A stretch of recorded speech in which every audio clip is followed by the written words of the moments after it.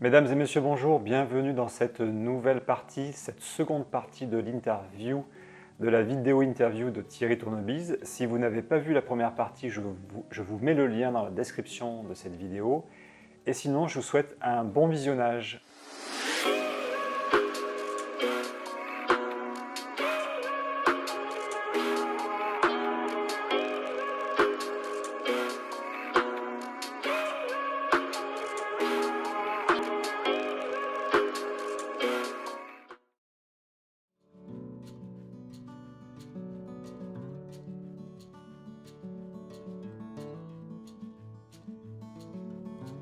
La dimension ontique, elle vient, moi je l'ai découverte avec Abraham Maslow. Abraham Maslow, qui n'a jamais parlé de pyramide, mais qui a parlé de hiérarchie des besoins, avec les besoins physiologiques, ce que j'appellerais après les besoins psychosociaux. Les besoins psychosociaux, on va trouver le besoin d'appartenance et le besoin d'estime, c'est-à-dire de valeur. Et après, les besoins ontiques, qui sont les besoins d'amour et de considération. Ce n'est pas la même chose que le besoin de valeur. Estimer, c'est accorder une valeur, avoir de l'amour et de la considération, c'est être en état d'émerveillement en face. On n'est pas du tout au même endroit. Maslow a fait cette différence, et ce qu'il appelle la dimension ontique, c'est ce qui concerne l'existentiel, c'est ce qui concerne des expériences quasi paroxystiques.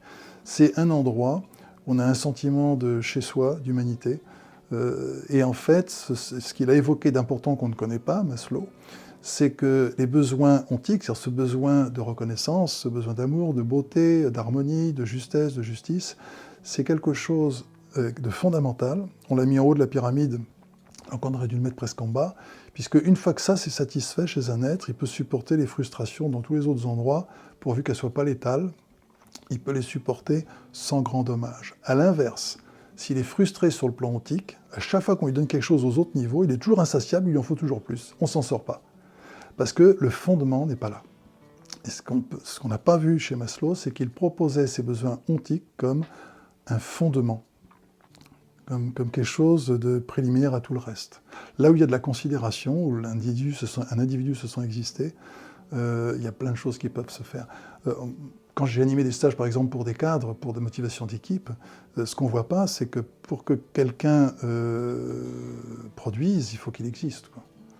Et pour qu'il existe, il faut qu'il se sente considéré. Et pour qu'il se sente considéré, il faut qu'on soit touché de le rencontrer.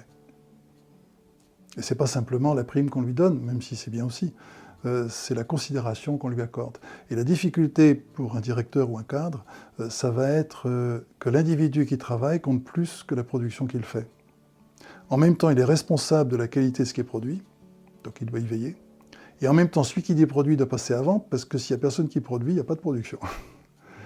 Et faire passer l'humain avant la production, c'est un peu une révolution dans le monde industriel, de la productivité.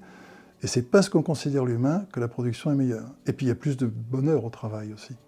Le bonheur au travail, on pourra en parler, c'est un grand souci justement. Aujourd'hui, s'il y avait plus de bonheur au travail, on serait moins gêné, à condition qu'il n'y ait pas une pénibilité majeure, de travailler un temps signifiant.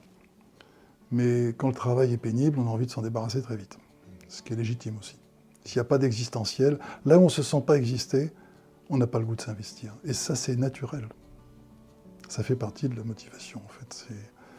Il y a beaucoup de gens qui l'entendent quand même, ça, mais pas tout le monde. Et puis, au-delà des drames extrêmes que sont les suicides, dont on a beaucoup parlé, il y a des gens qui sont en arrêt maladie parce qu'ils sont malheureux. Alors, il y a peut-être quelques personnes qui tirent au flanc, comme on dit, mais il n'y a pas que ça. Il y a beaucoup de gens qui sont en vraie détresse psychologique. Et on ne mesure pas, ça coûte très très cher, ça. On a l'impression qu'on perd son temps si on donne cette considération, mais quand on regarde ce que ça coûte de ne pas la donner, même sur un plan économique, c'est catastrophique. Il y a un mal-être qui fait qu'il y aura un arrêt de travail parce que la personne ne peut plus, le fameux burn-out. Le burn-out qui est un état qui n'est pas décidé, c'est un état dans lequel on ne sait plus où on est, on ne sait plus qui on est, on ne sait pas ce qu'il faut faire, on a la clé de sa voiture dans la main, on a la serrure devant, on ne sait pas qu'est-ce qu'on doit faire de la clé, quoi. C'est-à-dire qu'on n'arrive plus à penser même une chose aussi élémentaire que ça, quoi. Et le burn-out, ça amène un arrêt de travail qui peut durer des mois, voire plus. Donc ça revient assez cher. On s'aperçoit que si on veut vraiment être efficient, là on commence à en parler, puisqu'on s'aperçoit qu'au travail, il faut même des temps où on ne fait rien, il faut même des temps de distraction, il faut aussi des temps de détente, il faut des temps de sport. Parce que les moments où on ne fait rien, développe la créativité et la motivation juste après. Alors évidemment, s'il n'y a que rien, ça ne va pas le faire. Il faut qu'il y ait du travail. Mais on ne peut pas remplir complètement d'attention 8 heures sur 8 ou 7 heures sur 7, tout ce qu'on fait. Il faut qu'il y ait des passages à vide qui soient possibles pour revenir après avec une attention plus soutenue. Sinon, ça fait... Alors, les risques psychosociaux, mais aussi les accidents de travail. Et puis, tout le monde fait ce qu'il peut, parce qu'au fond, tout le monde a envie d'humanité. C'est un besoin intrinsèque.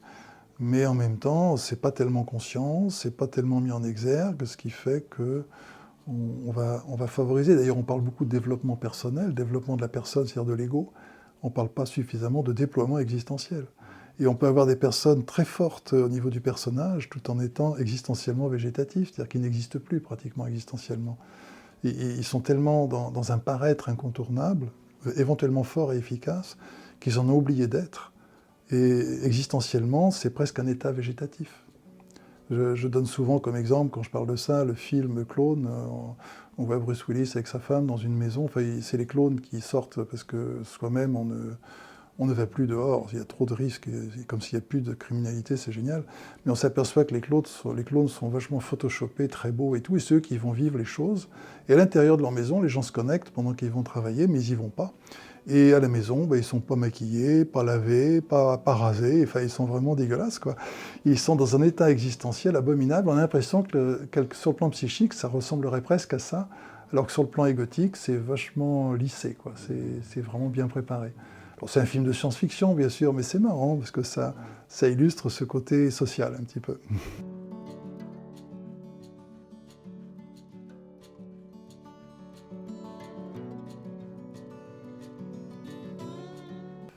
L'intuition, c'est... Comment dire? C'est comme le feeling, c'est comme une sensibilité particulière. J'aime bien quand l'empathie, en allemand, c'est Einfühlung. Fühlung, c'est le tact psychique. C'est-à-dire qu'en fait, et le feeling en anglais, c'est une sorte de sixième sens. C'est pas une prémonition, mais c'est une sensibilité un peu exacerbée qui fait qu'on perçoit quelque chose. Alors c'est vrai, quand on perçoit quelque chose à ce niveau-là, surtout en tant que praticien, on ne peut pas affirmer c'est vrai. On ne peut que passer par le patient pour le savoir. Et l'enjeu, évidemment, d'un praticien, qui est extrêmement délicat, c'est comment il va inviter le patient à préciser des choses sans pour autant induire. Et c'est très difficile de ne pas induire. Donc, parce qu'on a tendance, si on est un peu trop affirmatif, à induire. Il s'agit que pour un praticien, le patient doit toujours pouvoir le remettre en cause sans que ce soit gênant. C'est presque une règle, il faut que le patient puisse dire au praticien « mais ce que vous dites, c'est pas du tout ça ». Et que le praticien dise « ah, c'est extraordinaire, merci de me le dire ». Parce qu'en fait, c'est vous qui savez.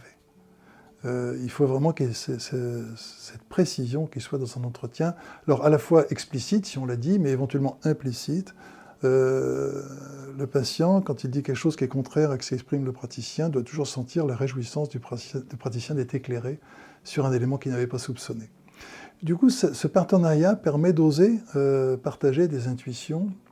Et la grande question, c'est de savoir est-ce qu'on ne va pas influencer en osant nos intuitions. Alors influencer, on influence toujours. C'est très curieux parce qu'il s'agit de ne pas induire, mais ce n'est pas vrai qu'on peut ne pas influencer. On peut ne pas induire, on ne peut pas ne pas influencer. Le seul fait d'être avec quelqu'un, on modifie quelque chose. Quelqu'un fait une tâche, on vient à côté de lui, il a fait plus pareil. Même si on ne dit rien. En psychanalyse, le praticien est derrière le patient, il a beau être derrière et ne rien dire, le seul fait qu'il soit là, ça modifie ce que fait le patient par rapport à ce qu'il ferait s'il était tout seul. C'est pas le discours qui influence, influencer, influencia, c'est l'influence des astres étymologiquement. C'est comme si on avait l'influence des étoiles. La question, c'est est-ce qu'on est en sidération, c'est l'influence d'une mauvaise étoile, ou est-ce que c'est la considération, on est des étoiles en constellation. On n'est pas sur le même registre. Et en fait, on ne peut pas ne pas influencer, et quand un praticien en magnésthésie va demander en quoi c'est important pour celle qui était votre mère de faire ceci ou cela, eh bien, il induit pas, mais il influence dans le fait qu'on va regarder sous l'angle de la pertinence, et non pas sous l'angle du dysfonctionnement ou de l'erreur. Parce que si on prend le parti, vous pouvez lui demander pourquoi elle a fait ça. Là, c'est embêtant parce qu'en fait, là, on a influencé, presque induit même, le fait qu'elle avait fait un mauvais truc. Et il faut aller voir le mauvais truc et que l'autre ait des raisons de faire du mauvais truc. Voir des excuses et s'il n'y en a pas, prendre des claques, quoi. Non, en fait, en quoi c'était juste pour elle de faire ça? Et c'est vrai que là, on influence quand on demande ça, parce qu'on influence le fait de le regarder sous l'angle de la pertinence et non pas sous l'angle de l'erreur. C'est extrêmement important. Et aussi, un élément extrêmement important, quand le patient révèle quelque chose, même s'il dit au praticien, c'est pas ça du tout, ou alors non, s'il y a une autre nuance, si le praticien, ah oui, d'accord, c'est différent, de quoi s'agit-il? Eh bien là aussi, par son émerveillement, il influence le fait que le patient puisse oser regarder en lui, et exprimer ce qu'il ressent. Donc, zéro influence, ça n'existe pas. La question qui se pose, c'est est-ce que l'influence est favorable à l'expression ou défavorable à l'expression du patient? Évidemment, il y aura une précaution, parce que l'idée, c'est de ne pas induire quand même. Donc, et puis, là, il y a deux types d'intuition. Il y a l'intuition, je sens qu'il se passe quelque chose, ça mériterait d'aller être vu. Là. Et s'il y a quelque chose, moi je me souviens un praticien à qui j'avais posé une question, je suivais moi-même une formation, et il m'a dit, si tu veux savoir, bah, tu lui demandes. Ça m'avait énormément aidé, ça c'était comme un scoop que je venais de recevoir, parce que oui, il y a ça, on n'est pas sûr, mais est-ce que ça y est pas, l'autre il n'en parle pas, ben, on lui demande et on gère le truc, on ne va pas rester 3 heures avec ça, quoi. Évidemment, il y a la façon de demander, avec toute la liberté qui va avec. Donc on va oser. Alors après, il y a un autre phénomène qui se passe chez un praticien, il arrive que le praticien ressente une émotion que le patient ne dit pas, mais qui n'est pas l'émotion du praticien, pourtant il l'éprouve. Une sorte de résonance intime. C'est un des aspects du transfert, le seul peut-être avec lequel on serait d'accord en myosthésie, qu'on pourrait utiliser. À ce moment-là, puisque cette émotion, on l'éprouve, la question qui va se poser, c'est est-ce que cette émotion, c'est la mienne, parce qu'il a réactivé quelque chose chez moi, ou est-ce que cette émotion, c'est la sienne que je suis en train de sentir par une sorte de résonance intérieure, et donc je peux lui proposer, quand vous me parlez de ça, voilà ce que je sens, qu'en est-il pour vous? Et voir si la personne évoque quelque chose, et ah oui, c'est vrai, je sens ça, elle n'avait pas pris la mesure. Et ça, cette résonance a été même objectivée sur le plan neurologique, puisqu'on s'est aperçu qu'il y a des neurones qui s'appellent les neurones en fuseau, des personnes côte à côte, l'un regardant des images qui l'amènent à une émotion et l'autre étant à côté, celui d'à côté a les mêmes émotions qui apparaissent au niveau neurologique au moment où les images apparaissent. Soi-disant, en avait un millième de seconde, la même émotion est chez le voisin.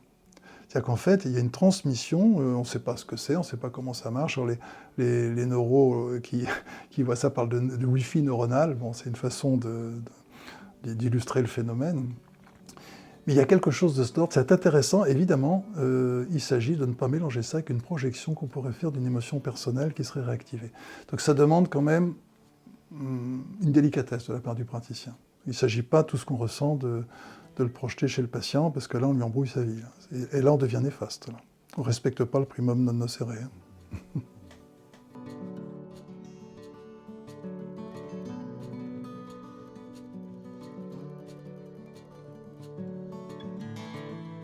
Les 3 plus importants, alors je dirais, c'est la pertinence. On est sensible à la pertinence qui s'accomplit. À tel point que, souhaitant que des praticiens qui ne soient pas dans la myosthésie puissent bénéficier de ces paradigmes, j'ai proposé qu'on ajoute à la psychopathologie et à la psychologie des maladies et la psychologie de la santé, où on trouvera essentiellement la psychologie positive, on ajoute la psychologie de la pertinence, dont la myosthésie est un des outils. Et en fait, c'est être sensible à la pertinence en accomplissement. Ça, c'est l'élément clé. Le deuxième élément, c'est que l'être compte plus que les informations, quelles qu'elles soient. Donc, il y a une justesse en accomplissement. 2, les êtres comptent plus. Et peut-être, si on regarde au niveau de la thérapie, un élément qui est souvent oublié par les praticiens, qui est assez important à évoquer, c'est quand un patient a un symptôme, c'est qu'il y a un être de soi qui appelle la conscience, et cet être de soi, chez le patient, qui appelle la conscience, un de ceux qu'il a été ou un de ceux dont il est issu, mérite plus d'attention pratiquement que le patient lui-même. C'est qu'on est à la fois avec le patient en respect, mais on est aussi en connivence avec cet être émergent. Ça sont des éléments vraiment extrêmement importants. Si le patient dit « quand j'avais 10 ans, c'était compliqué », l'être qu'il était quand il avait 10 ans doit être quasiment présent dans la pièce aux yeux du praticien. Le praticien doit être à côté en connivence avec et faire en sorte que le patient puisse entendre vraiment cet enfant de 10 ans. Qui est les êtres émergents, j'appelle ça les êtres émergents, les êtres de soi. Ça aussi, c'est un élément important en myesthésie. J'entends beaucoup parler de part de soi, j'en ai moi-même parlé, parce qu'il y a le soi et tout ce qu'on a été. On a l'impression qu'on a des morceaux, des parts éparpillées, à tel point je le représentais même à une époque comme un puzzle. C'est même sur la couverture d'un de mes livres. Jusqu'à ce que je découvre que traiter de parts, c'est-à-dire de morceaux, les êtres de soi, c'était assez disgracieux. Et grâce à des stagiaires, on a ensemble eu l'idée d'appeler ça des êtres de soi, plutôt que des parts de soi. Et pour s'amuser, je dirais, on peut appeler ça des à part de soi. Des êtres qu'on a mis à part de soi. Mais ce n'est pas des parts de soi, dire c'est une part de soi. Le gamin qu'on était n'est pas une part de soi, c'est un être à part entière, et mieux que ça, contenant potentiellement l'entièreté de soi, à chaque instant. Donc, voir chacun de ce qu'on a été comme un être à part entière contenant l'entièreté de soi, c'est pas la même chose que de voir des morceaux. C'est beaucoup plus gracieux, et puis ça permet une connexion beaucoup plus rapide et une tranquillité beaucoup plus rapide quand on y va. Et la réjouissance, c'est un élément clé parce que les êtres qui émergent, s'ils ne provoquent pas la réjouissance chez le praticien qui les rencontre, eh bien, ça ne les valide pas. On pourrait dire, quand on parle de validation existentielle, la validation existentielle est accomplie par la réjouissance éprouvée quand l'être se manifeste. Quand quelqu'un dit « quand j'avais 15 ans, j'ai vécu quelque chose d'abominable », d'accord, c'était comment pour cette personne? Et il doit y avoir du bonheur de rencontrer l'être qui a vécu la chose abominable et non pas l'abomination des faits. Et c'est la réjouissance du praticien, et ce n'est pas une réjouissance niaise, « ah, vous avez rencontré, vous allez de 15 ans a vécu quelque chose ». Non, on ne doit pas sentir qu'il y a une réjouissance niaise qui serait une abomination thérapeutique. Mais, ah d'accord, il a vécu quelque chose d'abominable, vous pouvez mettre votre attention sur lui. Est-ce que quelqu'un l'a entendu? Non. Et vous l'avez entendu? Non. Est-ce qu'il aurait besoin qu'on l'entende? Vous pouvez lui demander. Et le fait qu'on soit heureux de le rencontrer, il y a quelque chose qui va se passer. C'est la réjouissance du praticien avec la vie qui se reconnecte à elle-même, qui fait le boulot. S'il n'y a pas cette réjouissance du praticien, ça ne va pas le faire. Alors, est-ce qu'on peut se réjouir sur commande? Parce que des fois j'entends ça, c'est bon, il faut que je me réjouisse. On ne se réjouit pas sur commande. En fait, c'est parce qu'on regarde les êtres qu'on est naturellement en réjouissance. Et si ce n'est pas le cas, c'est parce qu'on regarde les problèmes qu'ils ont vécus qu'on est naturellement effaré et affecté. Donc la réjouissance ne se fabrique pas, elle découle naturellement du fait qu'on a priorisé les êtres. Ça découle de ça. Mais c'est important de parler de la réjouissance, non pas comme de quelque chose qu'on va faire volontairement, mais quelque chose qui va découler naturellement du fait qu'on a priorisé les êtres. Aussi bien dans la communication que dans la thérapie.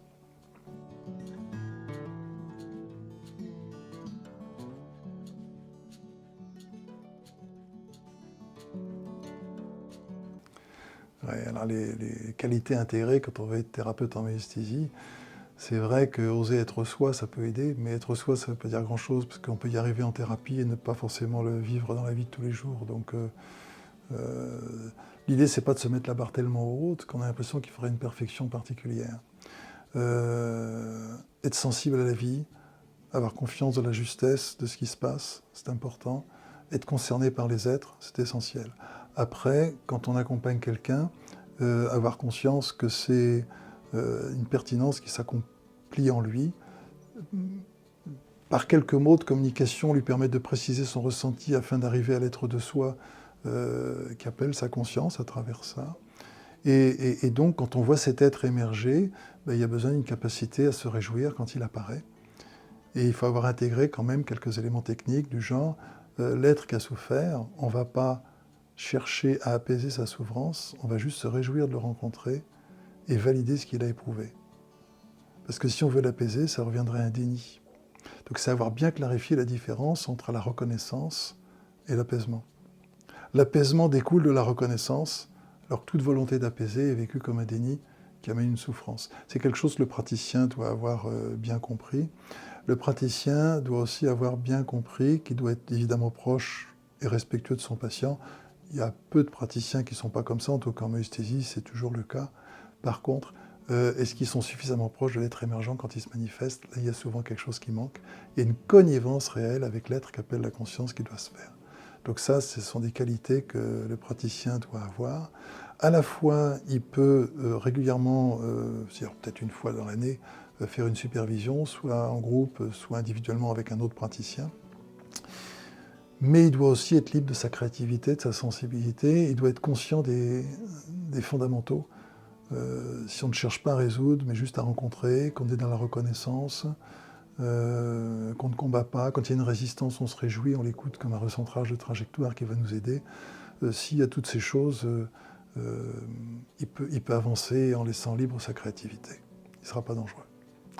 Il y a une nécessité d'être créatif. Moi, j'ai vu des praticiens qui sont parfois trop scolaires, qui appliquent exactement ce qu'on a dit, mais du coup, il ne se passe rien, parce que ce n'est pas procédural.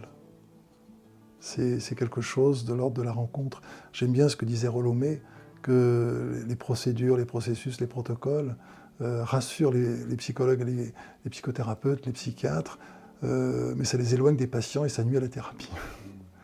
Et c'est vraiment l'esthésie aussi. C'est-à-dire que si le protocole prend le pas sur l'individu, tout le monde est prisonnier d'un truc qui rend tout le monde mal.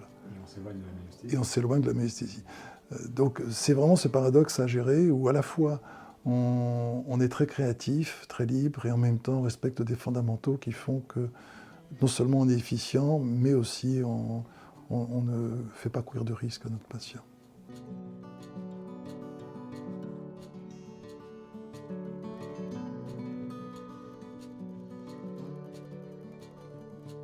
Si je ne faisais pas ce que je fais aujourd'hui, qu'est-ce que je ferais? Sans doute de la musique, de la poésie, des choses comme ça. J'en fais d'ailleurs, mais j'en ferai plus. Mais est-ce que j'aurais eu la capacité à vivre de ça? Je ne sais pas.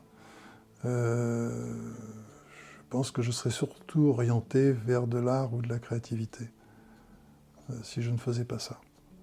Mais quel métier m'intéresserait? Difficile à dire. J'apprendrais peut-être des langues, j'en sais rien. Mais l'art, c'est quelque chose d'important, l'art. Que ce soit l'image, le dessin, que ce soit la photo, que ce soit la poésie, que ce soit la chanson, la musique. C'est quelque chose qui m'intéresse particulièrement. Mais je ne m'en prive pas quand même. Mais peut-être j'aurais été un peu plus loin à cet endroit-là.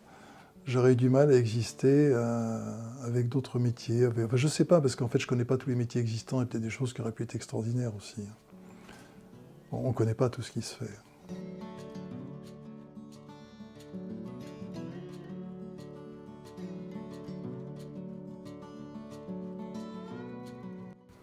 Oh bah oui, j'aimerais apprendre 5-6 langues. Mais ça sera dans une autre vie.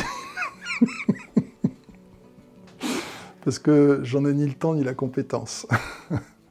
Mais c'est quelque chose qui me plairait beaucoup.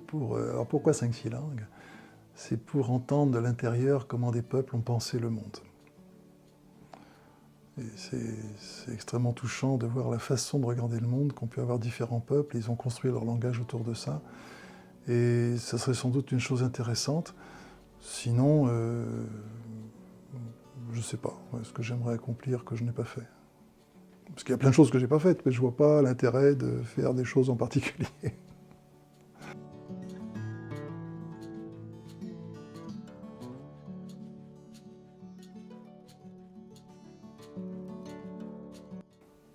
Ah oui, c'est joli ça. Alors c'est vrai que, comme disait Teilhard de Chardin, la conscience est en train d'émerger. J'aimerais la voir plus efficiente. C'est pas très gracieux vis-à-vis de la conscience de dire que je voudrais la voir plus efficiente. Mais c'est vrai que c'est un peu douloureux de voir à quel point des êtres n'en respectent pas d'autres, à quel point des gens traversent des choses abominables. Peut-être ça a un sens, je me demande bien lequel. J'ai envie d'être prudent par rapport au fait de vouloir trouver des explications à tout. Il y a quand même des abominations qui dépassent l'entendement, largement même, et de tous les temps, et encore aujourd'hui. C'est un peu affligeant. C'est vrai que s'il y avait plus de considération entre les êtres, et c'est la volonté de la majorité des humains, mais il y en a quelques-uns qui ont un peu d'autres idées quand même. Et ça serait agréable de voir ça émerger. Alors, par un biais quelconque. Alors on peut dire que la maesthésie pourrait y contribuer, mais franchement que ça maesthésie autre chose, je m'en fous totalement. Pourvu que ce soit, c'est très bien. Si ça y contribue, c'est parfait. Ça peut être qu'une modeste contribution.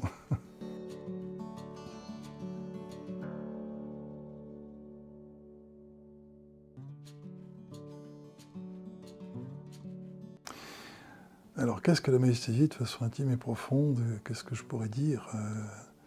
Alors, j'ai déjà évoqué un peu ce que c'était. J'ai le sentiment que c'est une pertinence qui habite l'humanité. Je ne me sens pas l'auteur de la maïesthésie, mais simplement avoir révélé quelque chose qui existait en l'humain, pour que tout le monde puisse s'en servir. Je n'ai pas le sentiment que je suis créateur de quelque chose. Évidemment, techniquement, je suis l'auteur de la maïesthésie, mais en même temps, j'ai plus le sentiment d'avoir levé le voile sur une chose existante et non pas découvert quelque chose dans le sens fabriqué, dans le sens inventé quelque chose. Et dans la mesure où c'est quelque chose qui est en chacun, la maïesthésie pourrait trouver sa place naturellement en permettant à chacun d'être dans un déploiement, une liberté, une créativité. Il faut juste lui donner quelques éléments, quelques prérequis, quelques bases pour que ça puisse se déployer correctement. J'ai plus l'impression aussi, quand c'est enseigné, la maïesthésie, que c'est pas quelque chose que l'on enseigne dans le sens où on va ensemencer l'esprit de l'autre avec des connaissances, comme on le fait dans les séminaires, qui étaient endroits où il y avait des graines. C'était ça faisait l'endroit où il y avait les semences, les séminaires. C'est plutôt quelque chose qui va fonctionner en résonance, c'est-à-dire qu'on va partager avec des êtres ce qu'il y a déjà en eux, afin que ça puisse se déployer. C'est comme si on mettait la lumière sur une graine qui est déjà en eux, afin qu'elle puisse germer et puisse se déployer. Mais ce n'est pas quelque chose qu'on amène. J'ai plus l'impression, quand on l'enseigne et qu'on le partage, qu'on réveille quelque chose qui est déjà en chacun. Parce que si on prétend amener notre science intérieure dans l'esprit de l'autre, qui serait vide de ça, il y a presque quelque chose d'insultant par rapport à la vie. Ça ne me convient pas tellement. C'est comme réveiller la vie qui est en l'autre, en fait. Enfin, la réveiller. Non, c'est mettre sur elle la lumière qui lui permet de se déployer, plus exactement. Parce que réveiller, c'est pas très joli. C'est comme une plante qui attendait un peu qu'il y ait de la lumière ou qui attendait le printemps pour émerger. Ben voilà, le thérapeute, c'est censé être le printemps de la conscience qui peut émerger chez son patient. Voilà, ça définirait un peu la maïesthésie. C'est un autre endroit.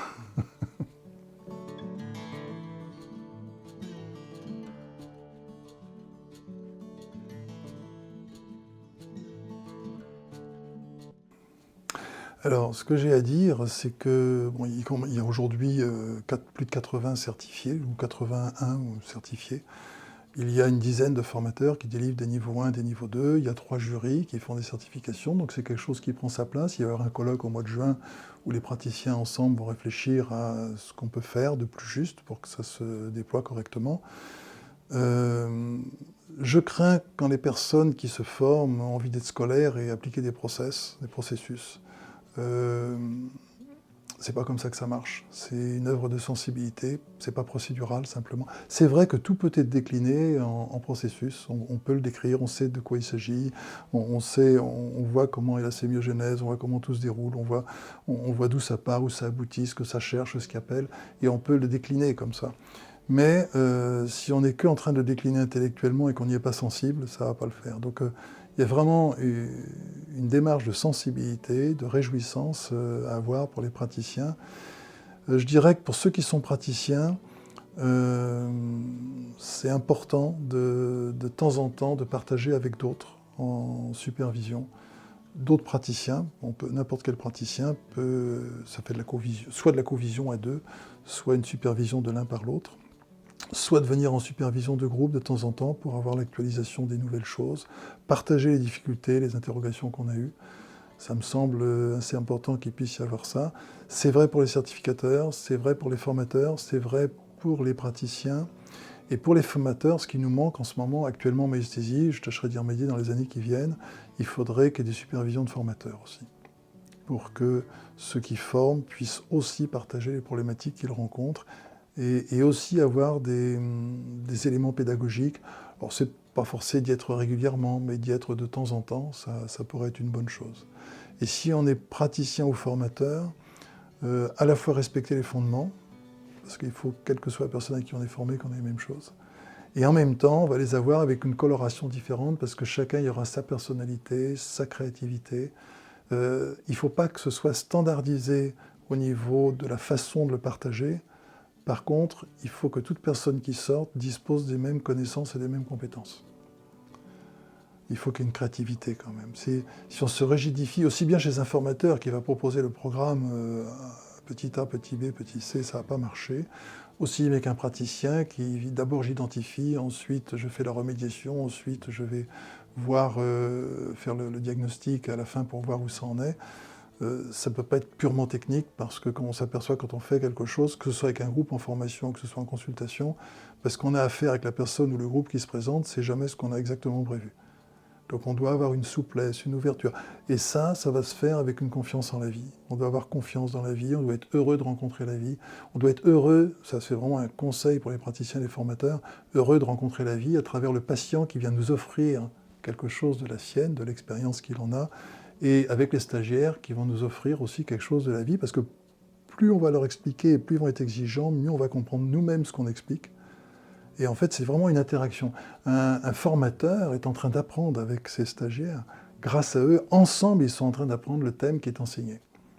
Évidemment, le formateur a plus de connaissances que les stagiaires, mais on est ensemble en train d'apprendre. C'est ce qui fait qu'il y a une dynamique agréable, mais en thérapie aussi.